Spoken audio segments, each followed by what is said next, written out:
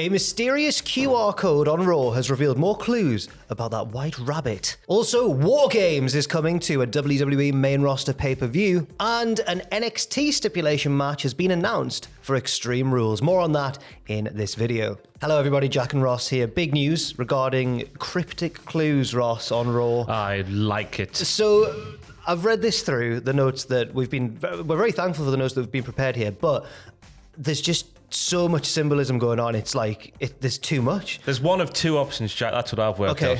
Because first and foremost, your eye is drawn to the bottom right-hand corner. Well, basically, there's a QR code on Raw. You scan, you get taken to a thingy, and this thingy is a game of Hangman. And there's a white rabbit there, and the white rabbit initially spells out demon while trying to guess what the Hangman game is. But that's not quite right. Okay. But who does it refer to?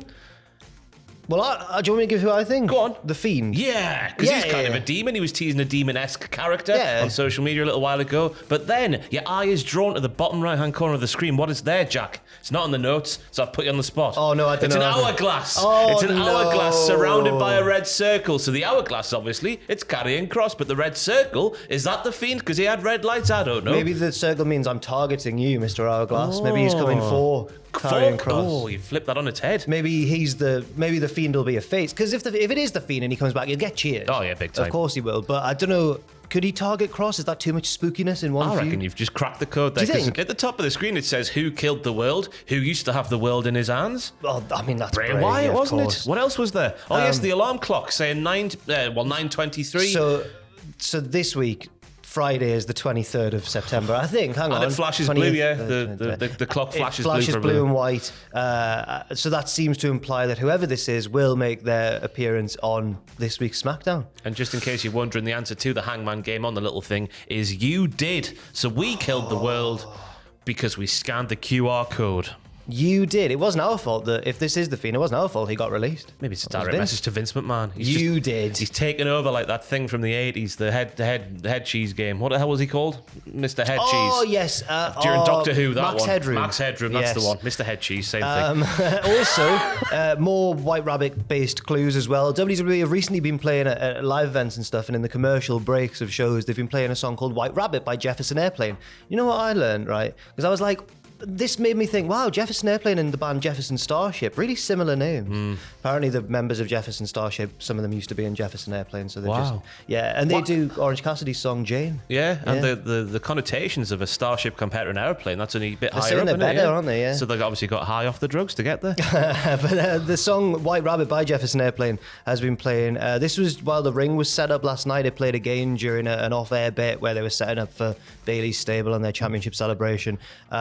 And people seem to think that this is another reference to possibly the Fiend. Yeah, well, the big giveaway for me, Jack, is I said yesterday on the news, I put my media studies GCSE to good use here, is the fact that when it says, remember, that's when the lights flash red. Oh, so you're putting two and two together and obviously getting five because it's going to be someone not random like the Boogeyman or something like that, isn't it? There was also absolutely. There was also possibly a reference to the Fiend, although I don't know if I agree with this theory, you know. During the confrontation between Damage Control and Bliss, Bianca and Asuka, Bayley told Bliss, you're like a shell of the old Alexa. Yeah, and then Alexa was like, well, yeah, Lily does bite, but I can still bite too. So I was like, surely that's a reference to the El Goddess days, is it not? I would have thought that as well, because which era of Bliss do the fans remember most fondly? For me, it's the Goddess one, not the Fiend's weird sidekick. That was a weird period of time, that. I know we're in lockdown and they were trying their best just to get outside the box a bit and give us some wholesome, lovely content, but it was crap. Yeah, it was. The big news as well is that obviously WarGames is coming to Survivor Series. WWE announced yesterday that Survivor Series will feature both men's and women's WarGames matches. It's now going to be called also Survivor Series WarGames, and you can tell this is big WWE news because it seems like they gave it to another source for an exclusive report by David Shoemaker of The Ringer. Ringer. The Ringer. The Ringer. Yeah. Ring General. This marks the first time that WarGames will take place on a WWE branded event. Of course, they've only been reserved for NXT up till this point in history. 2 matches going to happen. I assume the Bloodline will be in one. That's all I can work out as we're sat here in September. You'd think so, yeah. The Brawling Brutes. Oh, yes. There's only 3 of them, but maybe. They can get 2 more. Yeah. Mark Andrews and Just another British Flash person. Morgan Webster. Yeah. There you go. That's the Brawling Brutes rounded off to a lovely even 5. 2 men who I don't think are hired now by WWE, but fair enough.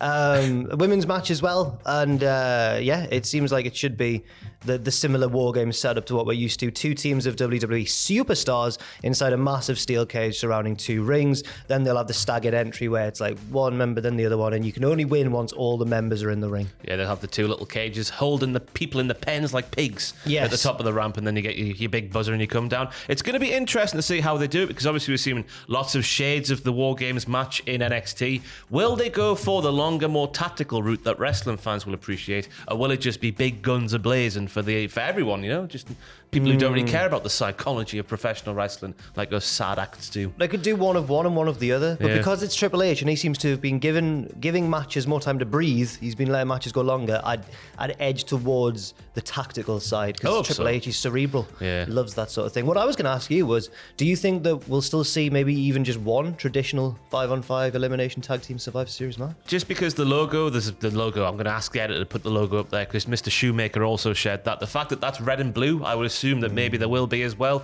I would like to think that the WarGames match will be built storyline-wise. Yes. So, that's the culmination of a big storyline where people have tried to kill each other, and the only resolution is to lock them inside a cage. Whereas, Survivor Series, just because it is Survivor Series, I wouldn't mind one SmackDown versus Raw match. Yeah. It's been helped out a lot this year because there won't be a stupid brand split. Brand split. A couple of weeks before, sort of nullifying everyone's loyalty to whatever brand they're on in case they got changed. So I agree, because I really hope they don't make. I don't think they will, but imagine if they made the WarGames match just Raw versus SmackDown. People don't care. No. Triple H, people don't care. No. Also, it's not the only stipulation match on the horizon, but this one's more recent, or it's in the nearer future. At Extreme Rules, we're going to see a stipulation match between Matt Riddle and Seth Rollins, Ross. Yes, Seth Rollins lost to Big Bobby Lashley in the opener on last night's Raw. Fantastic match where they just slapped each other really, really hard. And then backstage, you had Rollins had a scrap with Riddle. Well, Riddle cost him the match. Oh, did he? I think he distracted him. I've just seen Sean Rossap's tweet where he's like, they're beating the piss out of each other, or something like that. I think that Rollins has been in Riddle's head this whole time, but now Riddle's starting to turn the table slightly. And it's nice to see that he's not airheaded anymore. He's getting back to the sort of MMA sort of fella who just enjoys a little tipple of weed on the side. Yeah. So the big thing happens backstage, and basically it looks like we're going to get to a fight pit match, which Riddle was in, wasn't he, back in the day? Yes. Against Ciampa. Was it Ciampa? Or was that the Timothy Thatcher one? Ciampa was in one and Thatcher was in one. I can't quite remember who was in which one, but Riddle was certainly in at least one of them. And whenever they did it was a necessity because of the storyline, but also it delivered with the action as well. I like this idea of the stipulation because Rollins has been kind of darting around and getting. This is him locked in there with. Do you know Riddle. why though? Because he's the heel. Because I had to explain. Jack wasn't on last week's Cultaholic Wrestling podcast. It was me and Matthew one-on-one on this great debate. Is Seth Rollins a heel? And by the fact he keeps running away and attacking people like a heel, I would say he's a heel Matthew of Botchamania. I'm guessing that me not being on the podcast didn't de-escalate the issue at all. So I'm wondering how this is going to go at Extreme Rules, because in small NXT, more intimate settings, this was a great stipulation, but is it going to work in a bigger arena? I imagine it might go backstage, Or maybe they'll put it, when obviously the Ken Shamrock days. By the side of the stage. The one we had with Vince McMahon. That fabled, lovely match. I guess it could be like that. It'll work. They'll make it work. They've got lots of cameras. To see how it happens, and also, a match has been officially announced for Extreme Rules as well. Bayley finally got round to challenging Bianca Belair for the Raw Women's title. Recently, she'd been going, I'm not going to challenge you yet, Bianca. And Bianca had been getting all cross, and Bayley was saying, your pride's going to cost you because I've pinned you in Wales, and now you're going to want revenge on me, and it's going to cost you that belt. Do you think she'll do it? Yeah. I think she should. I think she should, because it's always better when the heel's running away with the title and the babyface is valiantly chasing them. Yeah. I'm up for that story. If indeed they are going to do rematches, we don't know what the state of play is with rematches in the new era, do we? That is very true. Do people go to the back of the queue automatically, or do they get a rematch straight away? Maybe it's storyline dependent. Yeah. But I think that even if it's not Bianca, although I think she probably should get a chance to if she does lose it, she should get a chance. But there's various faces who could chase Bayley for that. Becky Lynch when she comes back. Maybe Sasha and or Naomi as well. Although I don't think they're coming back, anytime soon. Just looking at their social media game at the moment, they're doing everything but the wrestling. Yeah, actually they are. Sasha was talking about wanting to get into music. She was getting her hair done yesterday, I saw. Oh, you can't do that and wrestling at the same time. Well, the length of the hair, I'd assume it's very, not conducive to good liquid wrestling. She'd have to get it tied up, and then her and Bianca can have a sword fight. There we go. Yeah. Writes itself. I think that's all we've got for this news all video. got. Well, thank you very much for watching, everyone. But we will be back with more news later on today, so do stay tuned.